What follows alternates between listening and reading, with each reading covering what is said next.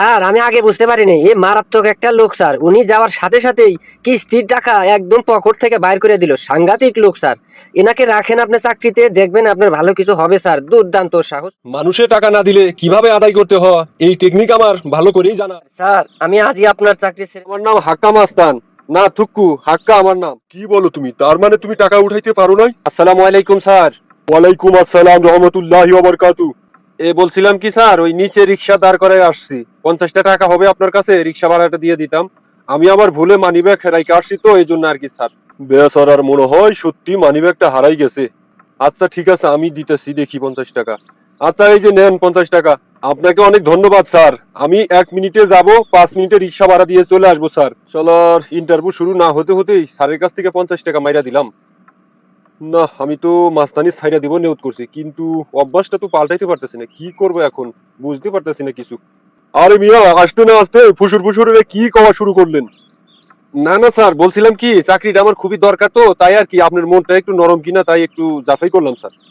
ও আচ্ছা তাই, আমি আরো ভাবছিলাম আপনি আমার নামে কি না কি বদনাম করতেছেন এই আর কি। আচ্ছা যাই হোক, আপনার নাম কি? স্যার আমার নাম হাক্কা মাস্তান, না থুক্কু, হাক্কা আমার নাম। কি বললেন আপনি? শুধু হাক্কা আপনার নাম, আগে পাশে কিছু নাই নামের? না স্যার, ছোটবেলা থেকে সবাই আমাকে হাক্কা বলেই ডাকে। আচ্ছা যাই হোক, তা আপনার নাম্বার কেমন? নাম্বার তো স্যার আমার বাংলালিং নাম্বার 0191। আরে হইছে হইছে, থামেন থামেন। আমাদের কাজ হচ্ছে এনজিওর কাজ, প্রতি মাসে মাসে গিয়ে মানুষের কাছ থেকে কিস্তি নিতে হবে। পারবেন নি তো আপনি আবার? বাহ, এখানেও দেখছি আদায় করার কাজ, তাহলে তো আমার জন্য ভালোই হবে নি, অভ্যাস তো আমার আছেই। স্যার আদায় করার কাজ, এই কাজ তো আমার থেকে ভালো কেউ পারবে না, কারণ আমার পূর্বে থেকে এই কাজের অভিজ্ঞতা আছে। ও বলেন কি, তাই নাকি? আপনার অভিজ্ঞতা আছে? তা কিভাবে? স্যার পূর্বে আমার সেটেলমেন্টের একটা কর্ম ছিল স্যার। তা কেমন সেটেলমেন্টাল ছিল? স্যার মানুষে টাকা না দিলে কিভাবে আদায় করতে হয় এই টেকনিক আমার ভালো করেই জানা আছে স্যার। লোকটার কথা শুনে মনে হচ্ছে এই ব্যাপারে লোকটার খুবই টেকনিক এবং ভালো অভিজ্ঞতা আছে। দেখি আর একটু যাচাই করে দেখি। ও, তার মানে আপনার এই ব্যাপারে পূর্ব অভিজ্ঞতা আছে, আপনি ঠিক মতো আদায় করতে পারবেন তো নাকি?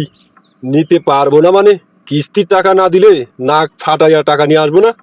কিছু বললেন নাকি? না স্যার, বললাম কি আপনি কোনো টেনশন করবেন না স্যার, আমি ঠিক মতো টাকা আদায় করতে পারবো স্যার। আচ্ছা ঠিক আছে, শুনেন, এছাড়াও আপনার বাইরে কিছু কাজ করতে হবে, পারবেন নাকি? হবে স্যার, এক্সেল হলে একটু টাইট হয়, কিন্তু ডাবল এক্সেল হলে আরো একটু ভালো হয়। হ্যাঁ, আপনি তাহলে আমার কোম্পানিতে চাকরি করতে চান কিসের জন্য? স্যার আর বলবেন না, আমি আগে যে ব্যবসাটা করতাম সেই ব্যবসাটা একেবারে লাটে উঠে গেছে, তাই আর কি ভাবছি চাকরি বাকরি ছাড়া আর চলা যাবে না, তাই আর কি আমার চাকরি করা লাগবে স্যার। ও আচ্ছা, তা ঠিক মতো ডিউটি করতে পারবেন তো? জি স্যার, ঠিক মতো ডিউটি করতে পারবো, কোনো সমস্যা হবে না স্যার। স্যার স্যার আমি আজই আপনার চাকরি ছেড়ে দিব। ক্যা ক্যা, তুমি চাকরি ছেড়ে দিবা ক্যা? কি কি হয়েছে তোমার? মানুষের কাছে কিস্তি টাকা নিয়ে গেলে কিস্তি টাকা তো দেয়ই না, উল্টা আরো আমারে ঝামেলায় ফেলে, বকাবাজি করে। তো এত ঝামেলা আর ভালো লাগে না স্যার। আমি এই চাকরিটা এজন্যই আর কি করবো না স্যার। কেন, কি বলো তুমি? তার মানে তুমি টাকা উঠাইতে পারো নাই? স্যার বলছিলাম কি, টাকা চাইতে গেলে আপনার ঘুরে উল্টে আমাদের আরো মারতে আসে। তো আমি বলছিলাম কি আপনার কাছে এর একটা বিহিত না করলে আমি কিন্তু অন্য বাধ্য হব।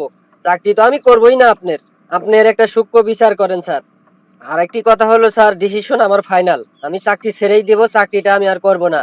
কারণ আমি মানুষের হাতের মার খাইতে পারবো না, আমার একটা মান সম্মান আছে। বলছিলাম কি স্যার, চাকরিটা শুধু আমাকে একবার দিয়ে দেখেন, কিভাবে যে টাকা আদায় করতে হয় সেই বিষয় কিন্তু আমার ভালো করে জানা আছে, কারণ আমার 20 বছরের অভিজ্ঞতা। আমার 20 বছরের অভিজ্ঞতার টাকা আদায় করা আর আপনারটা ওই সেম পড়াই, একই কথা স্যার, আমারটা শুধু একটু ভিন্ন। এই আপনি কি সত্যি বলছেন? পারবেন আপনি টাকা উঠাইতে? পারবো না মানে স্যার, 100% পাবো স্যার, ইনশাল্লাহ।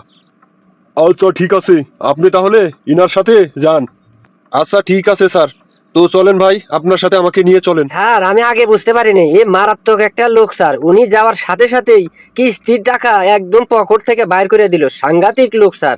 এনাকে রাখেন আপনি চাকরিতে, দেখবেন আপনার ভালো কিছু হবে স্যার। দুর্দান্ত সাহস স্যার।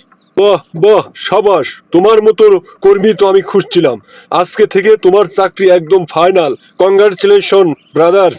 তা আপনার কাছে একটি কথা জানার ছিল, এত জনে গিয়েও টাকা উঠাইতে পারলো না, আপনি 2 ঘন্টার মধ্যে গিয়ে টাকা নিয়ে আসলেন, কি এমন টেকনিক অবলম্বন করলেন?